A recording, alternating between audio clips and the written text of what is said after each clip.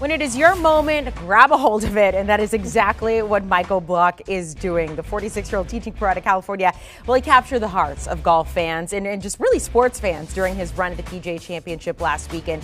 The only club pro to make the cut, aced a hole-in-one at one point. Is that somewhat redundant? Aced a hole-in-one? Yeah, probably. 6 shots entered Sunday behind Brooks Koepka, ultimately finished T15. All that success, got an invitation to play this weekend. Here's that and what's followed. Don't tell me what you're going to tell me, because if you tell me, I'm going to start crying right now, man. I am going to tell you what I'm about to tell you. We would love for you to come play in our golf tournament, and we have an exemption available, and we'd love for you to be in Fort Worth this week. I mean, I've said it a lot, but it's just a dream. I'm just cruising. Actually kind of glad that at this point I haven't come to reality about what's happening, and so I can actually play pretty good golf, because I think if I sit down and think about it too much, I'm not sure if I could swing the club on Thursday. Michael, what's been the biggest surprise of the last few days?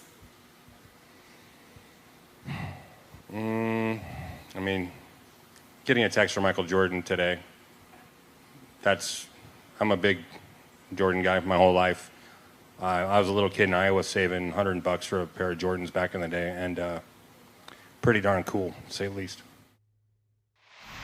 Got a lot of questions how Michael Jordan got his number, but I guess if you're Michael Jordan, you can get anyone's number. I hope it was like a FaceTime video. Let's welcome in Rick Gehman here, host of the First Cut podcast. Michael Block is living his best life. He climbed 3,003 places in the world golf rankings. Now, he is still 577th, Rick, but he's going to Colonial, and you just take advantage of these opportunities? Strike while the iron is hot. Yeah, absolutely. I mean, this guy's feet haven't touched the ground in probably a week. You know, we were at Oak Hill. We had him on set after he made the cut on Friday. He told us at that point he already had 400 unread text messages. I think he 10x'd it by the time Sunday afternoon was over, and he was at 4,000 unread text messages. And it's a script, Amanda, that you wouldn't believe if somebody put in front of you, you know, to not only make the cut, but to be in the mix, and then, of course, make an ace on 15. And now doing probably more media than our champion Brooks Koepka did last week. He is going to be asked to go out and compete again, not only here this week at the Charles Schwab Challenge, but he's also got himself an invite to the RBC Canadian Open. So things are very good. Business is booming for Michael Block right now. Hey, no matter what happens this weekend, enjoy it. He did joke around that the course sets up pretty well for an old guy like him. Let's talk about somebody a little bit younger, about 20 years younger. Scotty Scheffler, the overwhelming favorite to win this weekend. Look, it makes sense. He's world number one. He lives just about 35 miles away from this course. He's not won here. He was in a playoff last year, finished second to Sam Burns. But is it easy to assume that he's the overwhelming favorite? I mean, he certainly should be the overwhelming favorite. We're on a stretch of golf right now where Scotty Scheffler's not even getting enough credit for how well he's playing. It's 14 events in a row that he's finished inside the top 15. And let me tell you, Scotty Scheffler plays all the big boy events, all the major championships, all the elevated ones. And this is not an elevated event, but hat tip to Scotty Scheffler and Jordan Spieth, the native Texans, who said, we're going to support our events in Texas, whether there's a big prize purse or not. And what I love about Scotty, Amanda, is just the way he does it, and the reason that he's been so consistent is he is literally the best tee to green player in the world, and he has been for about 12 months. So when you are able to drive it well, when you're able to dial in those second shots, it gives you so many opportunities to be in the mix. Whether you get that win luck or not and things fall your way, that's a very different story. But Scotty Scheffler will almost certainly be in the conversation come Sunday afternoon. So let's talk about your pick to win. Scotty Scheffler is not your pick to win, or maybe you just don't find that great a value with him. Before we get to that, I am very biased.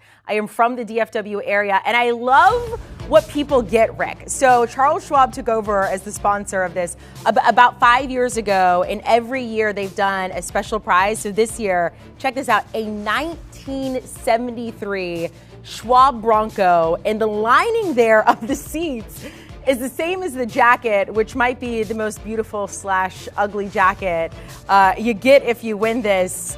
I mean, beyond nice trophies and stuff, this is a pretty good prize, right, Rick? And you get money. This is pretty sick. Yeah, the $1.5 million or whatever it is, the jacket, the massive trophy that's like 5.5 feet tall, and the car, pretty sick. You know who else loves that? The caddies do, Amanda, because there's a little bit of a precedent, not always, that the winner of the golf tournament gives that car to their caddy. Ooh. So, there's a lot of loopers out there who are hoping for not only 10% of the check, but hoping that their player is generous enough to have that shipped to their place instead. That car is sick. I mean, I would never, I don't know what that would retail for. I don't know if I would get rid of it or if I would keep it if I were the caddy. All right, pick to win. Who gets that, and hopefully whose caddy gets a little lucky this weekend?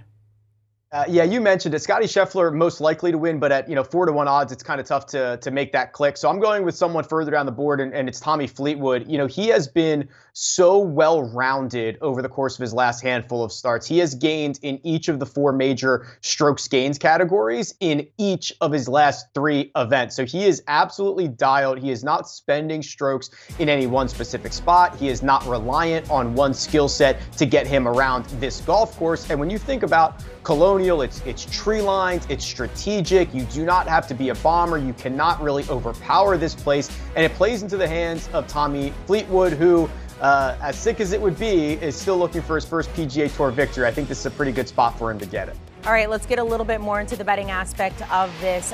What about a best bet for this weekend?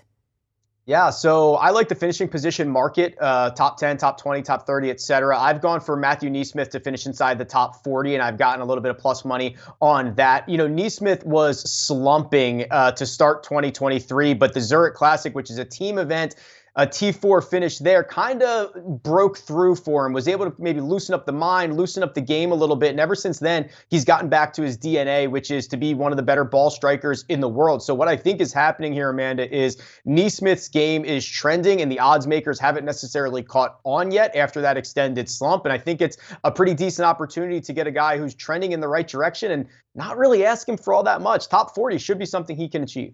Rick, looking at our DFS lineups, if we're getting those ready, look, you already found some value with 28-1 odds instead of the 4-1 with Tommy Fleetwood to win this event. What about good buys when it comes to DFS? Yeah, similar to Matthew NeSmith, guys that just went through a weird little slump.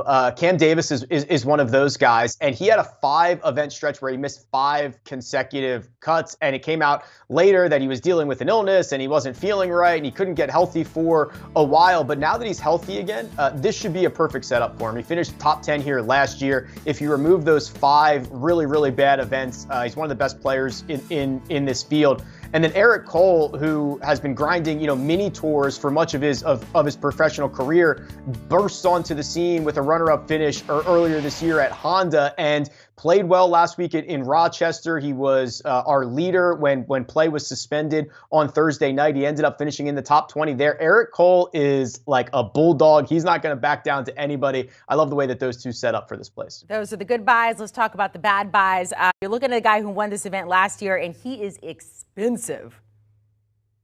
It's always a little scary to fade the guy who won this golf tournament last year. That's Sam Burns, who we're talking about. He's $9,700 on DraftKings, but his game is all over the place. He just doesn't look sharp, and he hasn't been sharp ever since his driver failed the equipment test at Riviera, and he had to find a new driver. He doesn't look all that comfortable with it, and he's just spending strokes all over the place. So outside of him just finding a little magic and walking back onto the grounds of Colonial again, there's not a lot of evidence that he's going to play particularly well. And then Tom Hoge, you're talking about people from the Dallas-Fort Worth area. Hoge went to TCU. He's a Horned Frog, but for whatever reason, he cannot figure out Colonial. He's missed 3 straight cuts. He hasn't played well in his entire history around this place, whether it is obligations and getting tickets for all his friends and family, whether it's going back to a place he's got a lot of ties with and spending time off the golf course. I don't know what it is, Amanda, but there's something about Colonial that Tom Hoge cannot figure out. And I do want to mention it is almost June in Texas. You never know what kind of weather you're going to get.